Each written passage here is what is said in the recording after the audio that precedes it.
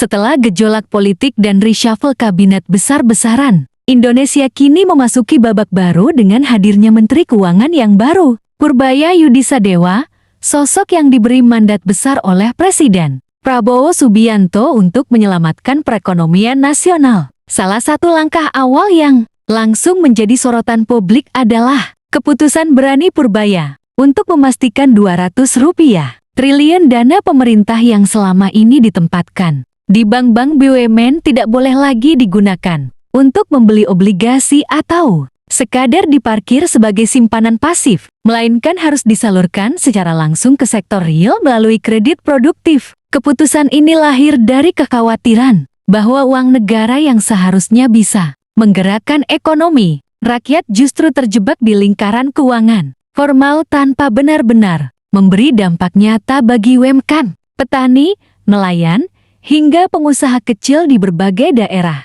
Dalam kondisi perekonomian global yang melambat, Indonesia menghadapi tantangan besar berupa turunnya daya beli masyarakat, tingginya pengangguran terselubung, dan lemahnya akses pembiayaan bagi usaha kecil. Selama bertahun-tahun, dunia usaha mikro selalu mengeluhkan sulitnya mendapatkan pinjaman murah, sementara bank lebih senang mengamankan dana dalam bentuk obligasi yang dianggap lebih aman dan menguntungkan. Akibatnya, uang negara yang seharusnya menjadi darah segar bagi perekonomian justru tidak sampai kepada mereka yang paling membutuhkannya. Dengan kebijakan baru ini, pemerintah mencoba memutus rantai kebuntuan itu. 200 triliun rupiah harus benar-benar mengalir ke rakyat kecil, bukan hanya menjadi angka di neraca perbankan. Namun, setiap kebijakan besar selalu membawa risiko. Pertanyaan yang muncul kemudian adalah, apakah bank-bank BUMN benar-benar siap untuk menyalurkan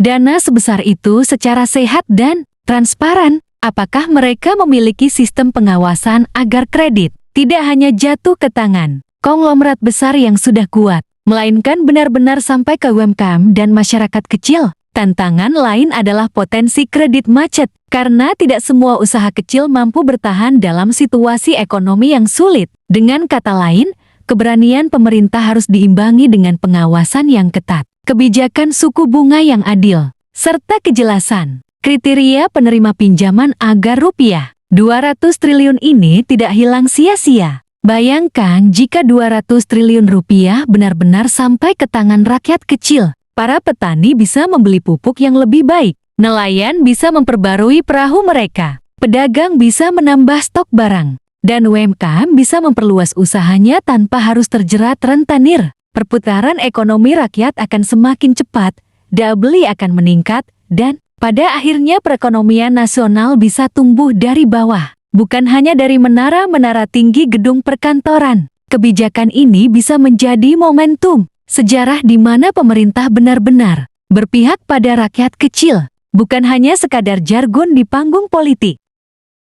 Namun, semua ini pada akhirnya kembali pada komitmen moral dan politik. Apakah 200 triliun rupiah ini akan benar-benar menjadi nafas segar bagi rakyat, atau hanya akan menjadi catatan indah di atas kertas tanpa bukti nyata di lapangan? Rakyat sudah terlalu sering diberi janji, terlalu sering mendengar kata-kata indah, tapi yang mereka butuhkan hanyalah bukti nyata. Jika kebijakan ini berhasil, maka nama Purbaya Yudisadewa akan tercatat dalam sejarah sebagai menteri yang berani mengubah arah kebijakan fiskal untuk rakyat kecil. Tetapi jika gagal, maka kekecewaan rakyat akan semakin dalam, dan demokrasi kita akan kehilangan salah satu pijakan pentingnya, kepercayaan. Disinilah ujian sesungguhnya, bukan hanya bagi seorang menteri, tapi bagi seluruh bangsa. Karena ketika rakyat kecil tersenyum, itulah tanda bahwa negara benar-benar hadir.